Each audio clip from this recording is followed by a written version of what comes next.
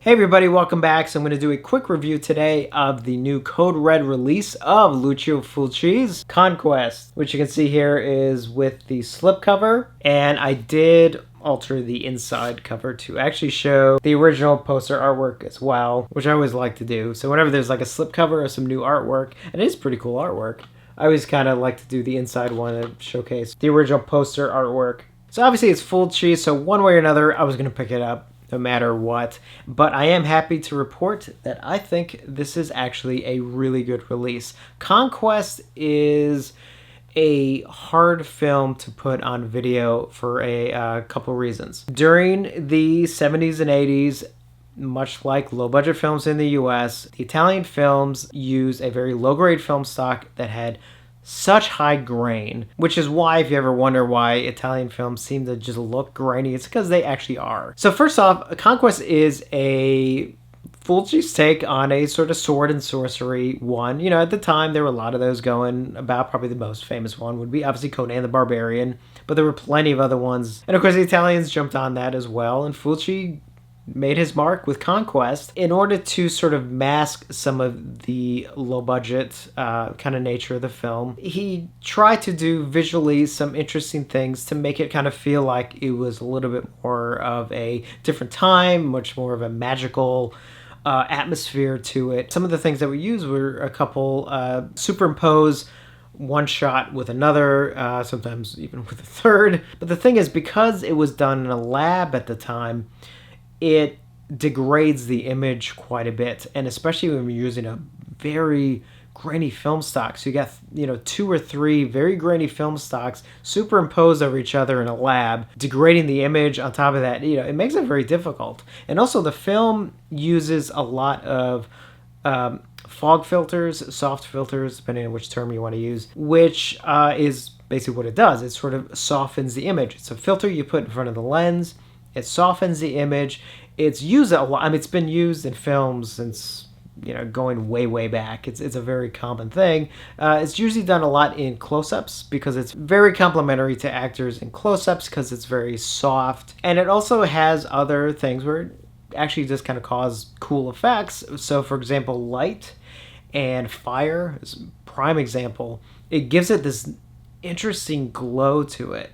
And depending on the gradation of the filter that's added, obviously the higher the number, the softer it's going to be, and the more intense sometimes those glow effects can be. I've used soft filters, not on these videos. Who cares how I look? But I have on other projects. Absolutely love using them, but you do have to kind of be a little careful about how you use them. But in this film, they're used almost throughout the entire film. Literally, I think maybe 10% of the film doesn't have a soft filter applied on some level, and in some scenes it's obviously a very high numbered filter applied, because boy is it soft and glowy. That was also used a lot though in the 70s and 80s, and not just in Italy, but especially here in the US on a lot of low-budget films, because of the high grain factor of film stock during that time. A lot of times it was used just to kind of smooth out the image so the grain wasn't so apparent. And so when it comes to doing transfers, you do have to,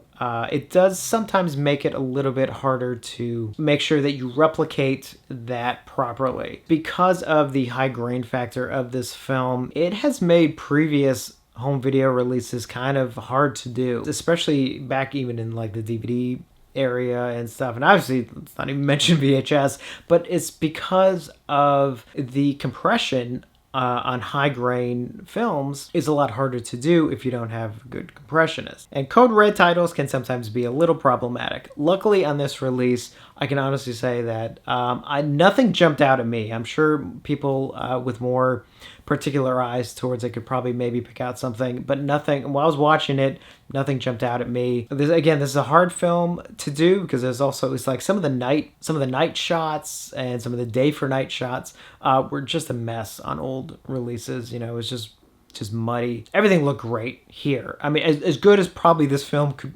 maybe ever look, especially once you get past the opening. The opening scene, which is, again, like superimposed like 3 images on top, is like kind of hard to mess.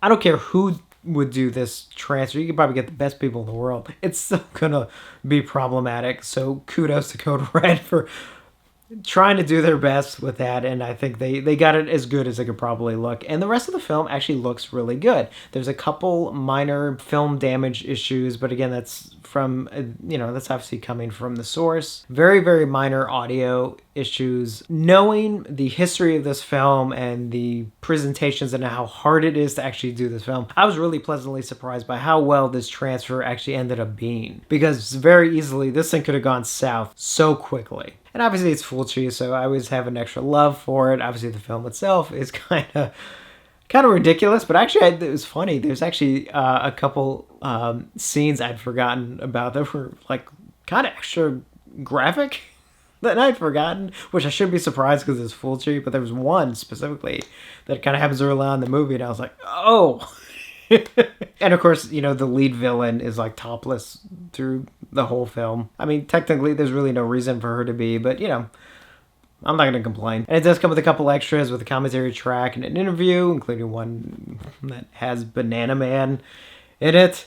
And oh, Bill, I have to give major kudos to Code Red for releasing Conquest, doing it about as good as probably anyone could, considering all the conditions that goes into making this film. So again, just a couple of quick thoughts on Code Red's release of Conquest. If you're a fan of this film, obviously pick it up. It's a no-brainer. If you're a Fulci fan, obviously pick it up. It's almost a no-brainer. If you like sword and sorcery stuff, you might get a kick out of it. You have to really be a fan of Italian films, I think, to really appreciate it. Just that little extra more. But I would recommend giving it a shot. So definitely a thumbs up for me on Code Red's new release of Lucio Fulci's Conquest. So that wraps up this video. I just want to do a quick. If you have any questions about this release or anything, by all means, just ask away and I will try and answer as best I can. And as always, thank you for watching, and I will see you on the next one.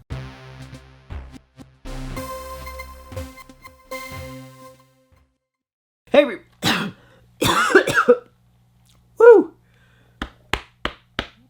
Choking on my own saliva here.